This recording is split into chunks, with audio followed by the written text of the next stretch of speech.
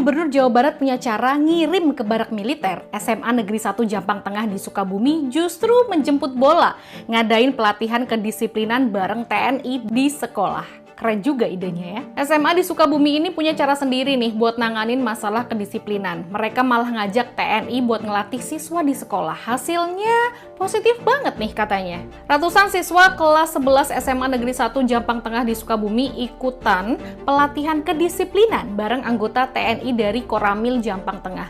Kegiatan ini udah yang kedua kalinya loh. Kepala sekolahnya nih, Pak Bahrudin bilang dari evaluasi tahun lalu banyak banget manfaatnya. Makanya sekolah ngadain lagi selama 3 hari penuh di sekolah mereka. Kata Pak Bahrudin, banyak perubahan positif yang kelihatan dari siswanya. Mereka jadi lebih tepat waktu masuk kelas, cara berpakaiannya lebih rapi, terus semangat gotong royongnya juga meningkat. Bahkan siswa yang dulu sempat terlibat narkoba pun sekarang udah ditanganin setelah kerjasama sama TNI ini. Temuan puntung rokok di toilet siswa juga makin berkurang drastis loh. Wah, ini efektif juga ya. Pak Bahrudin juga cerita dia sempat meminta data siswa buat dikirim ke barak militer. Tapi menurut dia di sekolahnya nggak ada siswa yang sampai ngelanggar hukum berat gitu. Paling nakalnya bolos 1-2 hari aja. Makanya dia lebih milih ngadain pelatihan kedisiplinan di sekolah bareng TNI. Karena kegiatan ini juga jadi bagian dari kurikulum P5 ya, proyek penguatan profil pelajar Pancasila. Pihak sekolah juga udah diskusi sama orang tua siswa nih buat nyiapin makanan selama kegiatan biar lancar. Karena kesehatan siswa juga dijamin karena ada tim medis dari puskesmas yang siaga 24 jam. Nah, salah satu siswa nih ada yang bilang kalau kegiatan ini tuh bikin capek, tapi dia seneng bisa belajar bareng teman-temannya biar lebih disiplin. Gimana nih menurut kamu? Lebih efektif TNI-nya datang ke sekolah atau kita yang rame-rame ke barak TNI nih? Asyik, ada kabar gembira nih buat para petani beras di Indonesia.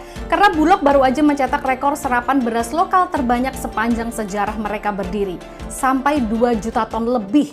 Ini berkat panen raya petani kita ya, bangga banget deh. Jadi Perum Bulog baru aja ngumumin pencapaian yang luar biasa. Mereka berhasil menyerap 2,05 juta ton beras hasil produksi petani dalam negeri. Angka ini tuh bener-bener fantastis ya. Bahkan jadi yang tertinggi selama 58 tahun Bulog berdiri. Data per 11 Mei 2025 mencatat, serapan gabah setara beras Bulog udah nyampe 2.052.541 ton. Waduh. Menteri Pertanian Andi Amran Sulaiman seneng banget dong dengar kabar ini. Katanya semua beras yang diserap ini murni dari hasil panen petani kita sendiri, tanpa ada impor beras medium sejak awal tahun 2025. Dengan serapan yang udah lebih dari 2 juta ton ini, Pak Mentan sih optimis banget ya, stok cadangan beras pemerintah bisa nembus 4 juta ton di akhir Mei 2025. Wah, stok aman nih kayaknya. Dan dikatakan juga ini tuh kayak lompatan eksponensial. Beliau memastikan Bulog bakal terus menyerap beras petani sampai kapasitas maksimal sesuai harga pembelian pemerintah atau HPP. Soalnya harga ini tuh dianggap wajar buat petani, bisa naikin pendapatan mereka dan bikin mereka makin semangat buat produksi. Dan kedepannya produksi beras di Indonesia juga diprediksi bakal terus meningkat nih. Karena menurut laporan USDA Rice Outlook April 2025, produksi beras kita diperkirakan bisa nyampe 34,6 juta ton, naik 4,8% dibandingkan tahun lalu. Keren ya?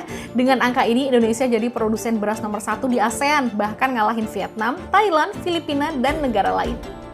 Itu dia News Flash hari ini, bareng aku Sheila Oktarina. Bye-bye!